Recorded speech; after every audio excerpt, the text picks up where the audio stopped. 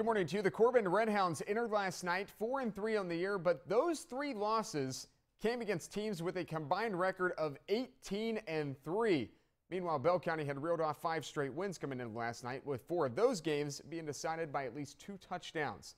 It's our Appalachian Wireless Game of the Week. Let's do it. Number 6 Bell County welcoming in number 8 Corbin. District Championship on the line. Up top at Log Mountain, Bobcats strike first. Look at the hole Trayton Humfleet's got. I mean, you might as well press the easy button there. 6-yard score, 7-0 Bell County. Later in the first, Peyton Collick, quick screen out to Austin Asher, and he's in. 13-0. Second quarter, Corbin now coming inside the 5. Cameron Sizemore, the QB keeper, 2-yard touchdown. Hounds down 6. Next Corbin drive. Sizemore keeps it on the option, right up the gut, and dives into the end zone. We're tied at 13 apiece. Pike top play contender here. Same score in the third. Corbin puts the ball on the turf. That's a fumble. And that's Humfleet. He says, I'll take this all the way back for 6. 48 to the house. Humfleet, he just gets touchdowns. Late fourth quarter, tied at 20. Sizemore and another option keeper. I'll just set the ball right here, and I'll walk back over the sideline. That's clockwork for him. It's 27-20. Redhounds go up. 2 minutes to go. Last chance for Bell. Call it. Pressured, and he's picked off. That's Dylan Dixon on the pickoff. Corbin would tack on another score, and the Redhounds beat Bell County on Log Mountain 34-20. I said my grandpa, he always used to tell me about, mentally tough. And I tell that to our kids all the time. And we played horrible the first quarter, probably the worst quarter we could play. And then didn't start out the third quarter very good. So, our kids mentally tough, and they just kept with the program and doing what we're doing and executed. So really proud of them. Bell County's a great football team, great coach staff, and it's always a slobber knocker game here. Lawrence County at Pike Central, Robert Dalton and Timmy. Look at the camera. The Dalton brothers ready to go. Austin Chaffins also ready to go. Hashtag Pinecrest News. All right, here we go. Cole Mosley in the second quarter takes the handoff, and then things get crazy. Flags go flying. We got fights. We got flags. And can't we just all get along, please? It's high school football.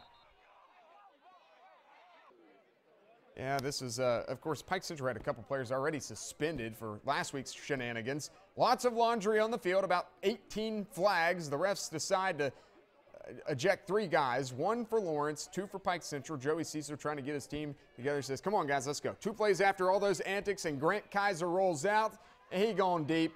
He going to a Dalton. That's Robert.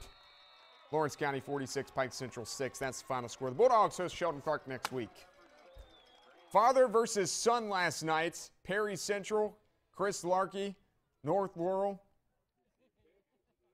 And that's Tom Larkey, of course. North Laurel will hop on the board first with a 7-yard score from Steven Nelson. Later in the first, Laurel up 14-0. Seth Napier rolls around. He lets it fly, and Tyler Eldridge. Oh, my goodness. That's her first touchdown of the night, but third time's a charm. Baby Larkey wins this one. Chris Larkey and his North Laurel Jaguars stay undefeated and improves to 9-0, 37-14, the final over Perry Central.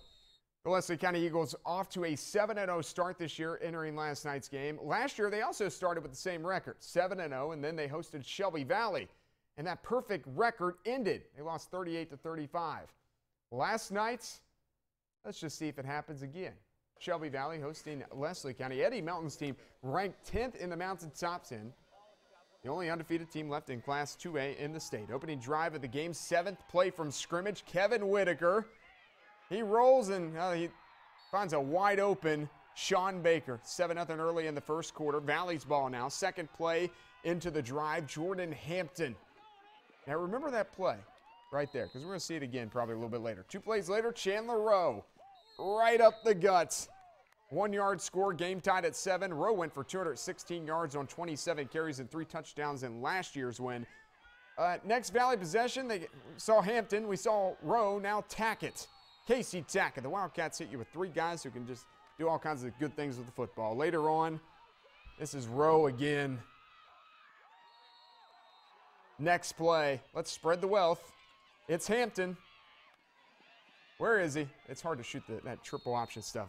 Shelby Valley ends the winning streak and wins the District A championship game 62-28. County rivals Allen Central and Prestonsburg meeting on the gridiron for the first time since 1996. Pike top play contender, scoreless game in the second. The Black Cats get it going, though. Bailey Sloan Oh, he hits Wesley Hager. 7-0. P-Berg. That's a Pike top play contender. Rebels moving the ball offensively. Dylan Cottle going to the air. Rico Dominguez. Whoa! He comes down with the reception there. First down, AC, but on 4th and short, Cottle is flush from the pocket, and he's sacked. Dalton Frazier.